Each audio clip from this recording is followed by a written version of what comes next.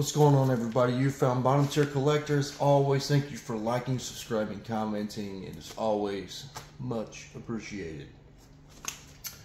So I'm listening to Jacob Comics' review of Wildcats 1. Well, watching it, technically.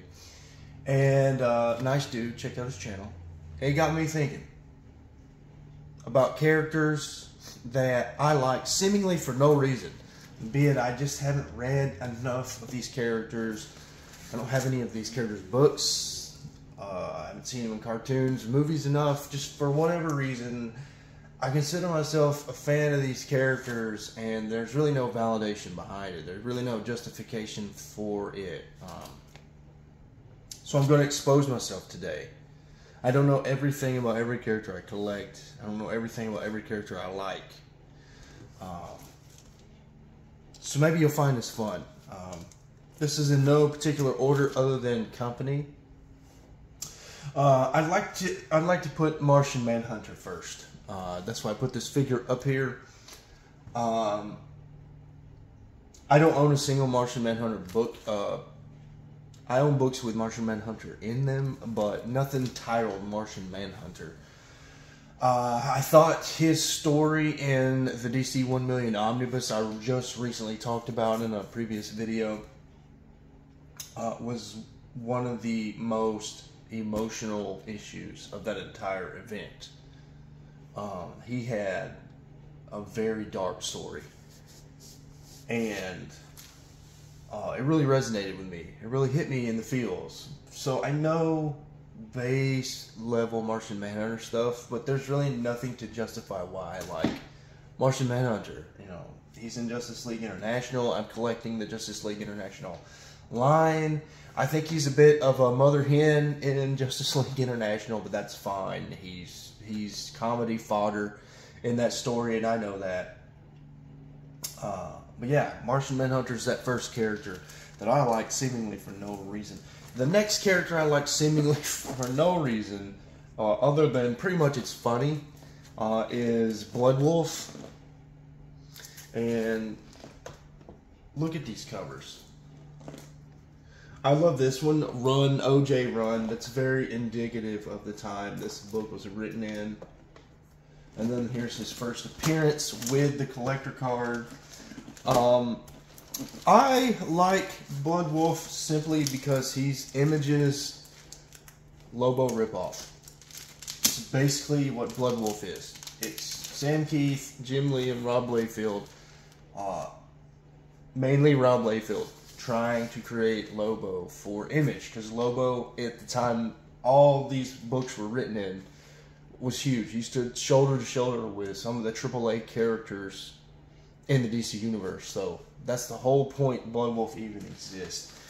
Image was trying to get some of that Lobo money.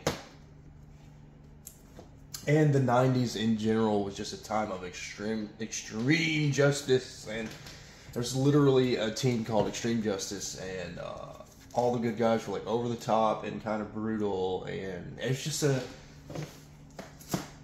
good time. A lot of people crap on the 90s, especially older fans, but I like the 90s a lot in comics.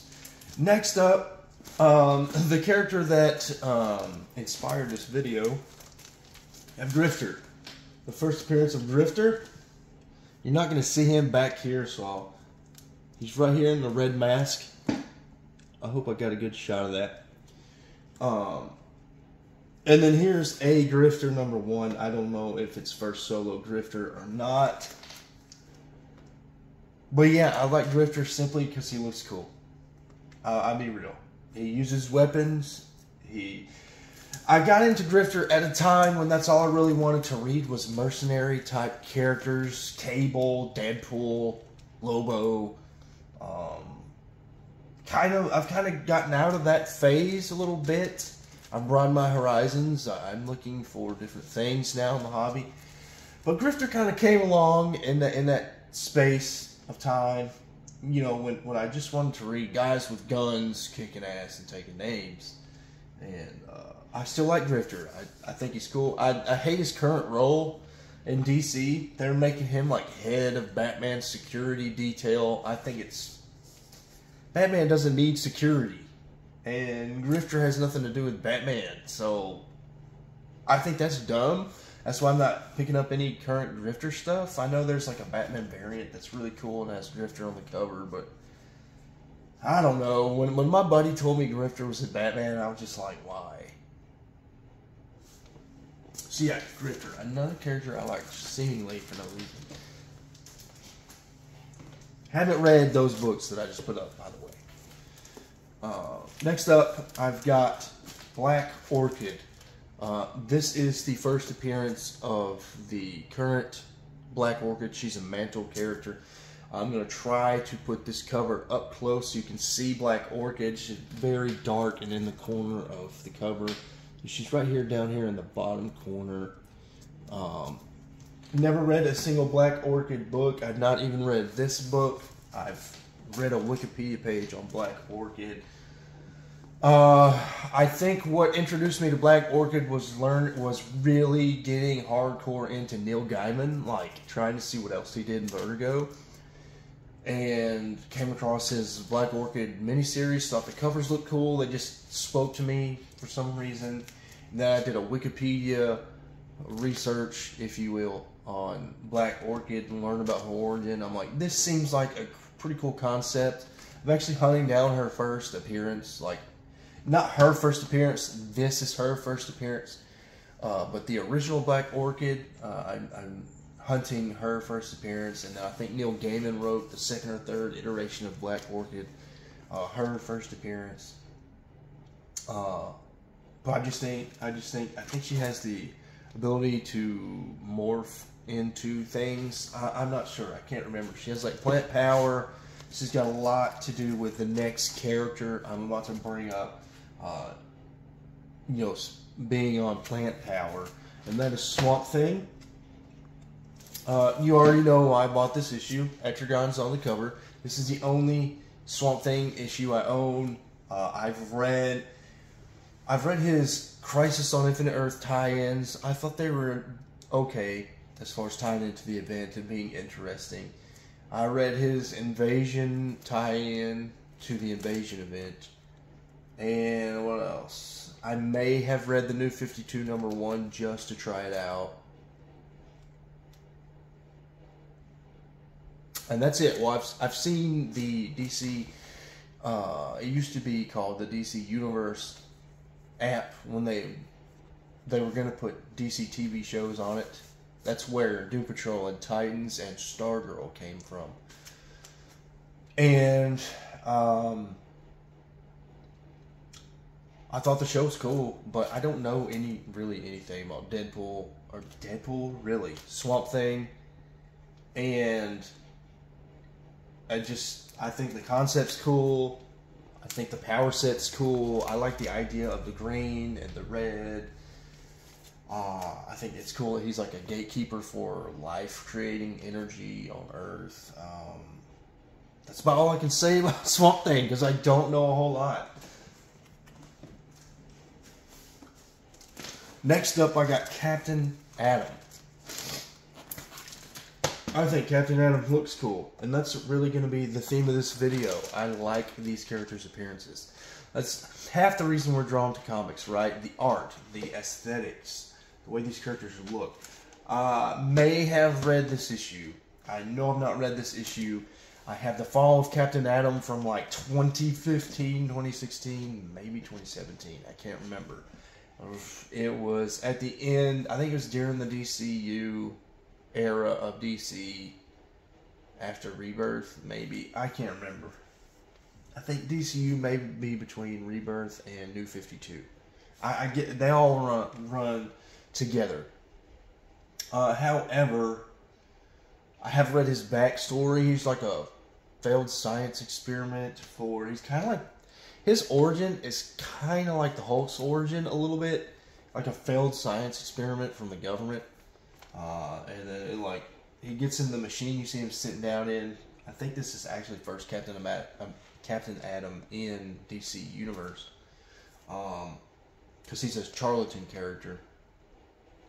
That machine, if I remember this correctly, it like rearranges his molecules and turns him into Captain Atom.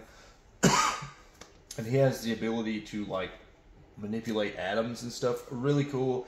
It gets into my science nerdy part of me that likes to read about science and stuff. I hope to collect both these runs.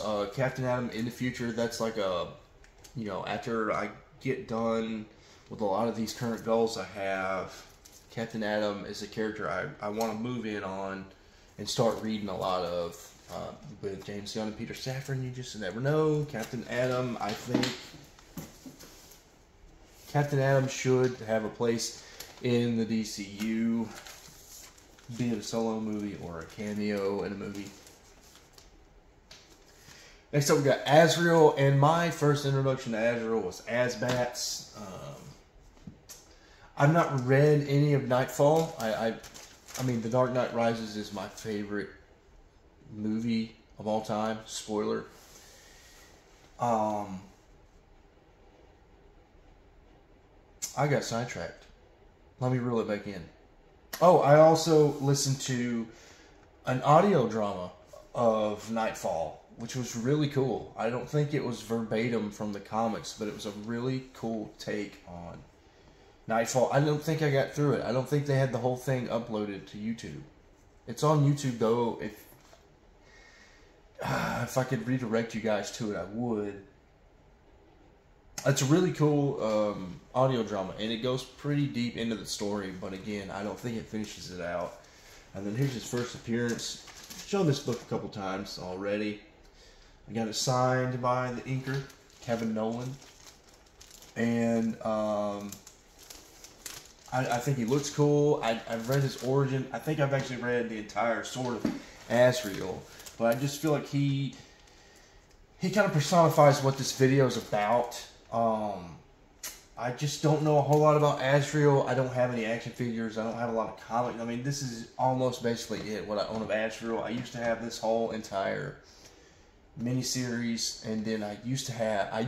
I was trying to chase down the Azrael run, but I don't think I care that much to own it. So again, just it personifies the video. A character I don't know much about, but I'm still a fan of. I really like his origin. He's my favorite. Azrael's my favorite Bat family character. Next up we have, and I think I'm going to get on Fanboy Prime and Super Russ 9000's good list for this.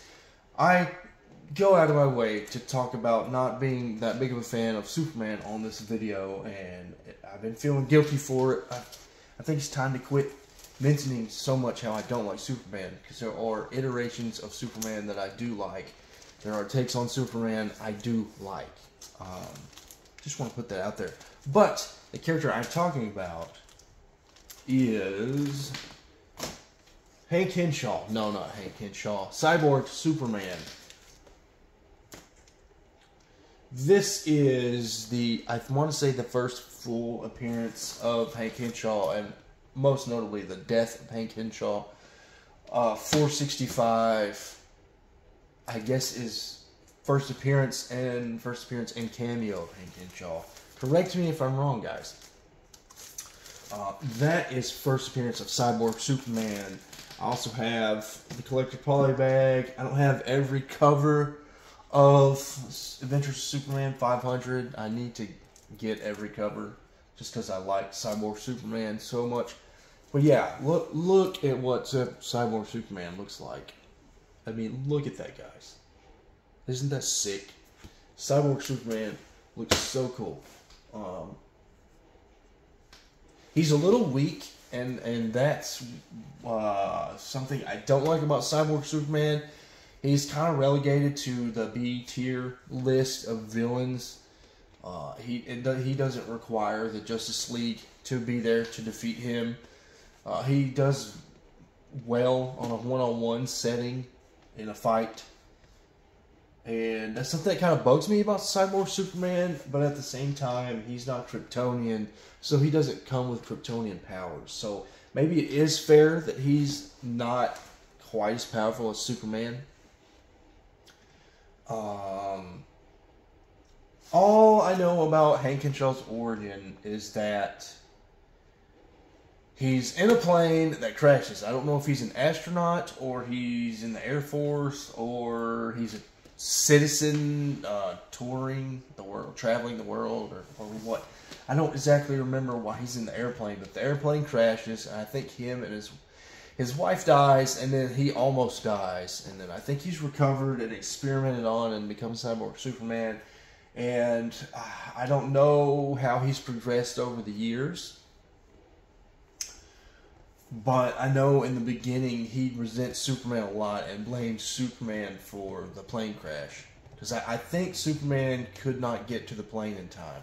I think that was a big deal with the origin of Cyborg Superman. Superman couldn't save him, and Hank Henshaw resents him for that. So these are the characters that I'm fans of, just seemingly for no reason. Just to recap, we started off with Martian Manhunter, then we went into Grifter, then I believe I showed you guys Black Orchid, Swamp Thing,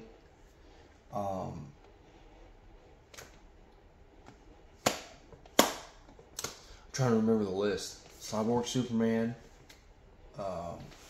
Who else? Asriel and Captain Atom. I believe that. Yeah, a Swamp Thing. I believe that covers everything. So, you newer collectors out there, if you see this video, don't be intimidated by the amount of time you have in the hobby. Don't think just because I'm new that I can't get into a character because I don't have the time to put into that character. I tend to struggle with that a lot. I don't have the energy, I don't have the time put into this character, so I'm not going to get into it. I deal with that a lot when it comes to Marvel. A lot of my favorite Marvel characters that I haven't already started collecting are from the Silver Age, and I don't have the money, and I don't feel like I've had the time put into those characters. I like Doctor Strange, Thor, Peter Quill, and I just don't feel like I have the time and money to dedicate to collecting those characters. So yeah, you are allowed, you newer collectors out there, you're allowed to buy what you like. You're allowed to get into stuff just because. There's no rules to this thing, and I know this kind of took a left turn into a more personal message, but that's kind of why I wanted to get on here, to get a little vulnerable and to encourage you newer people out there in the hobby to just keep it up, just stay in the hobby, keep having fun. That's the only right way to go about being in this hobby, is to have fun. You're collecting the wrong way if you're not having fun. That's the only rule. You need to have fun in this hobby.